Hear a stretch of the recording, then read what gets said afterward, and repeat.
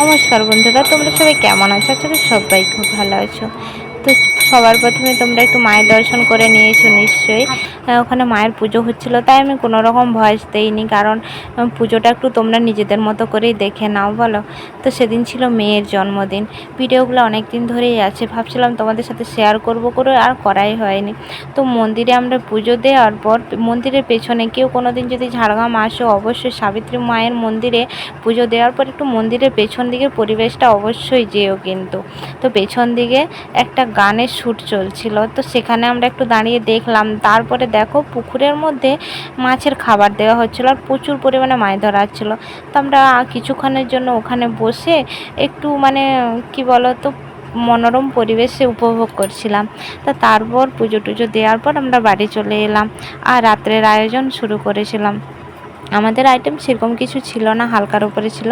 Fried rice ছিল, একটু পায়েস বানিয়েছিলাম, আর লুচি ছিল, আর কাবলি ছোলার তরকারি ছিল। সব কিছু তো তোমাদের সাথে শেয়ার করতে পারছি না, কেন বলো তো, অনেক ভিডিও মানে সেভাবে নেওয়া হয়নি। হ্যাঁ, তো কাকিমা ওখানে ফ্রায়েড রাইসের সবজি টবজিগুলো ভাজাভুজি করে সব একদম করছিল, আর আমি কাকিমার সাথে একটু সাহায্য করে দিচ্ছিলাম, কারণ একা হাতে না সব জিনিসটা হয় না, যেহেতু আমার জিনিস ছোট। আর কি বলো তো, তাই জন্য একটু সাহায্য করে দিচ্ছিলাম। তো অবশ্যই তোমরা কিন্তু কমেন্টে জানিও আমার ভিডিওগুলো কেমন লাগে তোমাদের। আর তোমাদের সত্যি বলতে তোমাদের আশীর্বাদ আর ভালোবাসা ছাড়া কিচ্ছু নেই, ঠিক আছে? তো তোমরা মানে তোমাদের কমেন্ট ধরে আমি মানে দেখলে নিজের মনে অনেকটা খুশি লাগে, যে তোমরা আমাকে কতটা মানে আমার ভিডিও পছন্দ করো। হ্যাঁ, সেগুলো আমি বুঝতে পারি।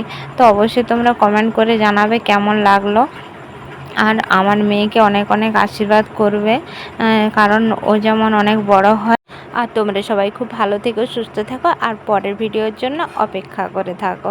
টাটা, আজকের মতো এখানেই শেষ করলাম আমার ভিডিওটা।